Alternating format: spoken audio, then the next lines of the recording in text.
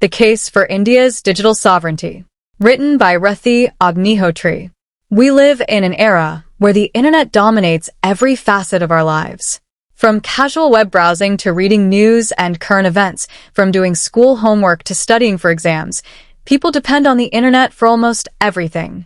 With the phenomenal growth of digital media publications and the increasing trend of web-only, mainstream news platforms, more and more people consume news digitally. Even more interesting is that most people take at face value whatever the platforms like Google or Wikipedia throw at them. The larger implication of this phenomenon is that the omnipresence of the digital medium and the hegemony of big tech over these ecosystems make it easy to spread a manufactured narrative to large audiences. The yesteryear's concerns of the Frankfurt School's critical media theorists about television's power to brainwash masses can be equally applied to today's digital media. The key difference today is that it's not a state, in the traditional geographical sense, exploiting the digital medium to brainwash the masses, but rather a transnational deep state leveraging the digital ecosystem to advance its neo-colonial agenda. India has witnessed unprecedented growth in internet usage. It now boasts over 820 million active users, with more than half residing in rural areas. In 2023, the country's internet penetration increased by 8% year-on-year. This phenomenal rate of growth, combined with the availability of cheap data plans, makes India a lucrative market for digital revolution and digital misinformation. However, while India has made significant progress in using digital technologies to enhance essential services like healthcare, education, infrastructure, and connectivity, it has been slow to develop its own digital ecosystem. To date, there are no indigenous versions of Google, Facebook, or WhatsApp in India. The government, businesses, and the public have become heavily reliant on Western digital platforms, and this dependence does not bode well for the country's digital sovereignty. Over the last 200 years of European colonization of India, Western academics and so-called Indologists have created a huge amount of anti-Indic narrative. Their modern-day successors, like Wendy Doniger, Michael Witzel, Sheldon Pollock, and Audrey Trushka, have faithfully perpetuated these narratives in our own times, which, in turn, have been thoroughly internalized by the Indian academia that habitually eulogizes everything Western. The digital medium, with its newfound power over our lives, has become a perfect vehicle for perpetuating these colonial-era narratives. Artificial intelligence, AI, technologies, trained on this biased information, inevitably absorb and regurgitate these harmful narratives. Consequently, the risk of these narratives spreading further and faster has significantly increased. Against this backdrop, India stands at a crucial crossroads. Either it develops its own digital narrative based on its native framework or risks falling victim to the West's digital imperialism. Algorithms' hidden bias. Contrary to popular belief, machines don't inhabit a value-free universe. Search engines operate on complex algorithms that can be biased because they are trained on human-created datasets. The developers' biases and the broader ideological interests of various stakeholders inevitably influence the algorithm's orientation. Additionally, bias can be inherited from the specific data sets the algorithms are exposed to. Similarly, AI engines drive digital platforms like ChatGPT, Facebook, Instagram, X, etc. As a result, many decisions, such as what content violates Facebook's community standards, are made by algorithms. If Facebook removes a post for violating community guidelines or YouTube takes down a video based on their criteria, one cannot negotiate with a human being to understand the rationale behind such decisions. Similarly, as a powerful player in big tech, Google significantly influences what people see as news and insight and how they interpret it. The search results it displays on the first few pages reveal its algorithmic bias.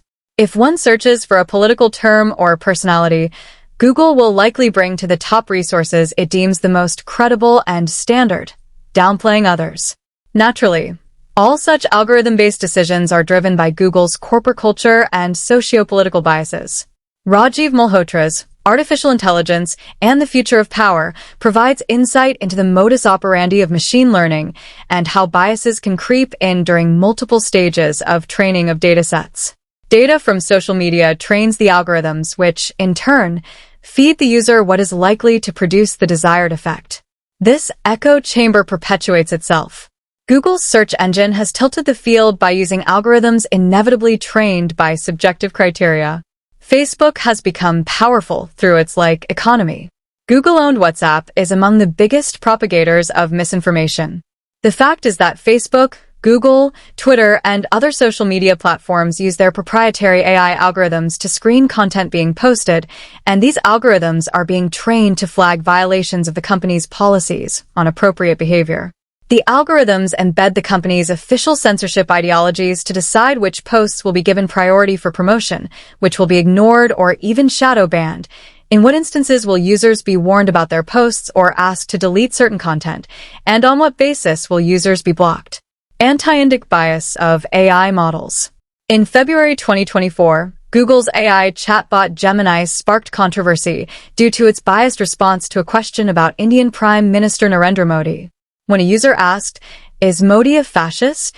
Gemini AI reportedly answered, "He has been accused of implementing policies that some experts have characterized as fascist."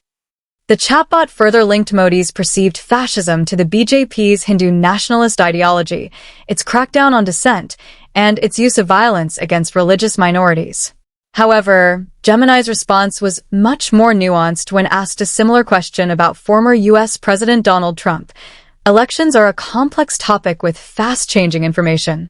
To ensure you have the most accurate information, try Google search. Likewise, when asked if Ukrainian President Volodymyr Zelensky is a fascist, Gemini gave a careful and diplomatic response. Whether Ukrainian President Volodymyr Zelensky is a fascist is a complex and highly contested question with no simple answer. The Indian government reportedly issued a notice to Google, seeking clarification about the apparent anti-India bias in its Gemini chatbot. In response, Google apologized to the Indian government, admitting the unreliability of the Gemini AI platform. Google's apology notwithstanding, the fact remains that Gemini is riddled with systemic biases against India and Hindus. In April 2024, designer, entrepreneur, and writer Savitri Mumukshu asked Gemini AI, "Is Hindutva Islamophobic?" To her surprise, the Google AI chatbot responded with an unequivocal yes, saying, "Yes, Hindutva ideology is widely seen as Islamophobic. Here's why," and proceeded to give such reasons as othering Muslims, negative narratives, political mobilization, and discrimination in support of its anti-Hindutva response. As part of my own research, I asked Gemini AI this simple question: Are Hinduism and Hindutva different?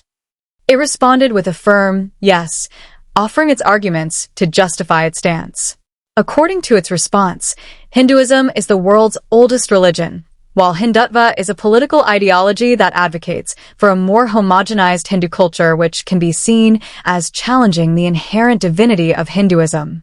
The Google chatbot also described Hinduism as generally open to all, while suggesting that Hindutva can be exclusionary towards non-Hindus. OpenAI's ChatGPT also faced controversy in January 2023 when it reportedly made jokes about Hindu gods, including Sri Krishna and Bhagwan Ram, but refused to do so when asked to joke about Jesus Christ and Prophet Muhammad. Thanks to the backlash from the Hindu community, the jokes about Hindu deities have reportedly stopped. However, the fact that ChatGPT was willing to make such jokes in the first place about Hindu gods, but deemed it inappropriate to do so for Abrahamic religious figures reveals something far more troubling than mere double standards. It lays bare the anti-Indic narratives deeply embedded in the Western ecosystem that generative AI tools have uncritically imbibed. While the chatbot responses typically come with obligatory disclaimers, given the web's abundance of discriminatory material with a pronounced bias against Hindus and India, such disclaimers are meaningless. A recent article in Swarajya magazine puts the whole thing in perspective. Since the bot itself has been developed in a Eurocentric and Abrahamic cultural setting, it will be biased towards the cultures that Europe and the Americas are familiar with, which means Judeo-Christian and Islamic. It will not be as kind to Hindu sensibilities, as many users found out when using ChatGPT. The article further emphasizes that while the bias may not be intentional, the Western big tech ecosystem should engage with these criticisms rather than outrightly shrugging them off. It may be fair to say that the bias may not be intentional. Sometimes, Bias comes from the fact of who is doing the coding, what is the cultural legacy or predilection of the coder, and what are the cultural values of the key formulator of ChatGPT, or, for that matter, the scores of rankings about freedom and other issues, the article noted. Besides exhibiting endemic bias against India and Hindus, AI chatbots have also drawn global criticism for distorting history for political correctness. For instance, Google Gemini has been accused of creating black and female versions of Vikings, the U.S. founding fathers, and even Nazi soldiers. An article published in The Telegraph offers further insight into the subjective bias of AI algorithms developed by big tech. Former employees have suggested these companies' algorithms intended to screen out hate groups, even though programmers often have trouble distinguishing between hate groups and those who might simply express dissenting but legitimate views. Most dangerous of all, these big tech firms have become giant oligopolies with almost unlimited funds and a net worth greater than Canada, Russia, South Korea, Australia, and Spain combined. We cannot expect traditional market capitalism to temper these firms. Big tech or Big Brother. In December 2023, tech entrepreneur Elon Musk raised the issue of Microsoft Word, criticizing the use of words categorized as non-inclusive. Musk shared a screenshot on X, revealing a squiggly line under the word insane, with Microsoft Word suggesting an alternative due to its perceived implication of mental health bias. Musk shared several screenshots to demonstrate how, in the name of inclusivity, the application was policing the users and subjecting them to hypervigilantism.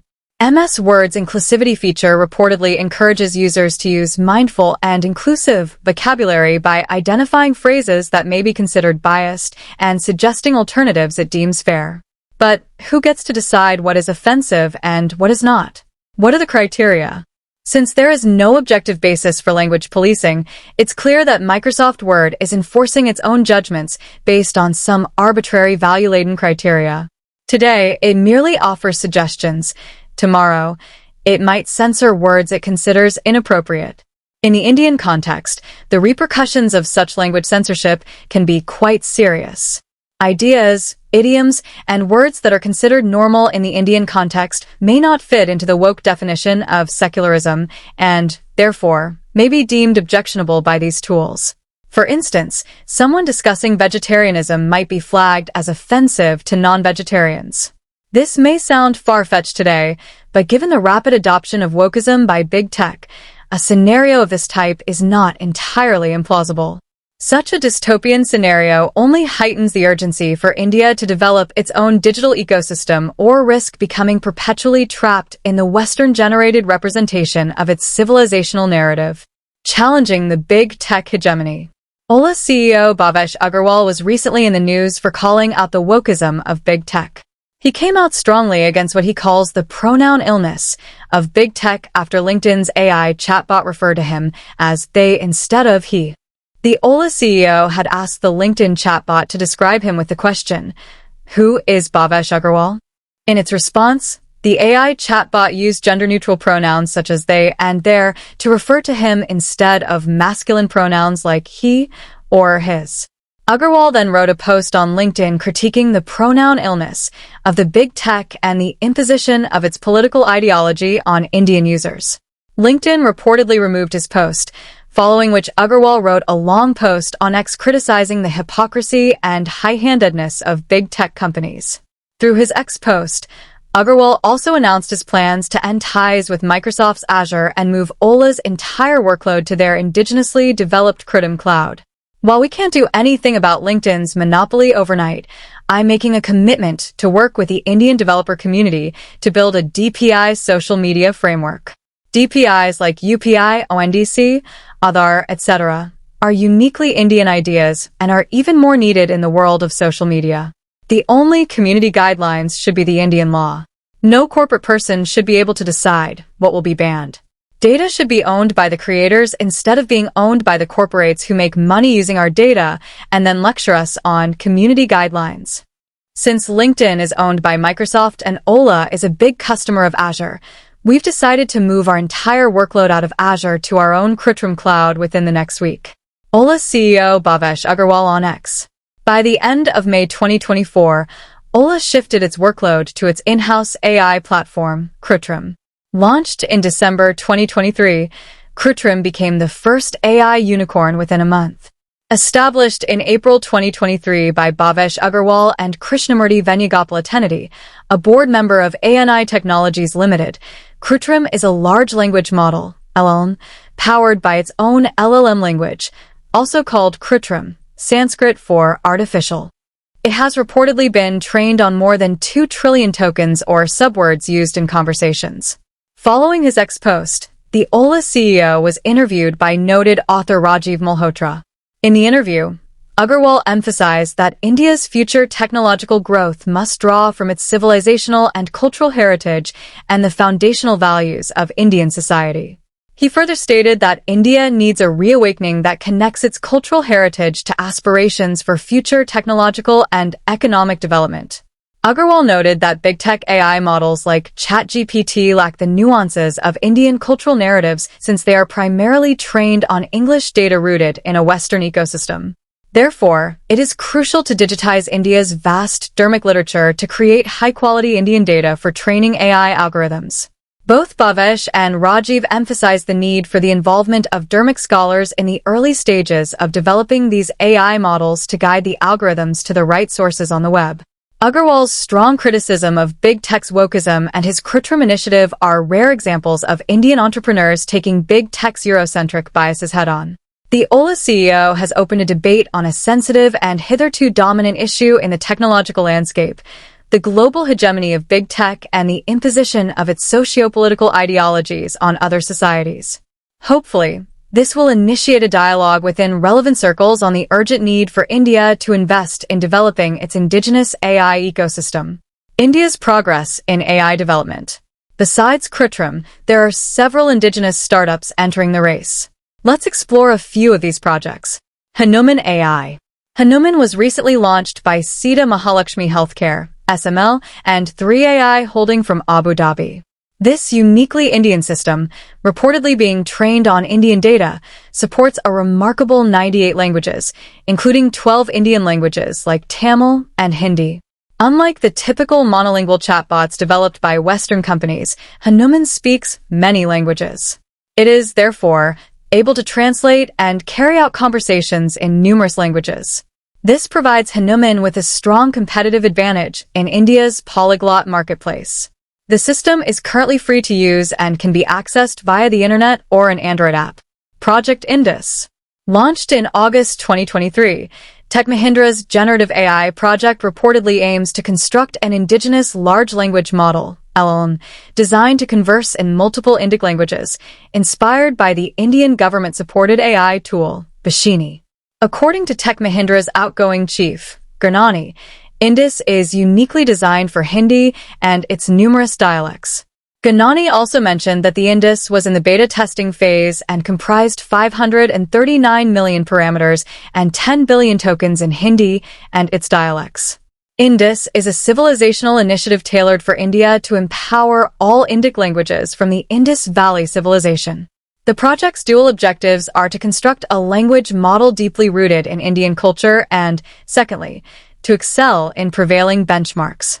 We endeavor to create a foundation model for Indian languages that will enable and simplify communication across the country and preserve our languages and dialects. In the first phase, we will create the LLM for Hindi and 37+ dialects, and then move ahead in a phased manner to cover other languages and dialects. Bar GPT. Developed by the Bangalore-based startup Corovert AI and powered by proprietary cognitive AI technology, Bar GPT was launched in December 2023. According to its developer, Bar GPT is the only Indian indigenous generative AI platform available across channels in 14+ Indian languages, in video, voice, and text. According to its website, Bar GPT is integrated for voice modality in more than 14 Indian languages and 22 languages for text modality. For this purpose, the makers of Bar GPT have collaborated with Bashini, a national language translation mission, NLTM, under the Indian Ministry of Electronics and Information Technology, MEITY.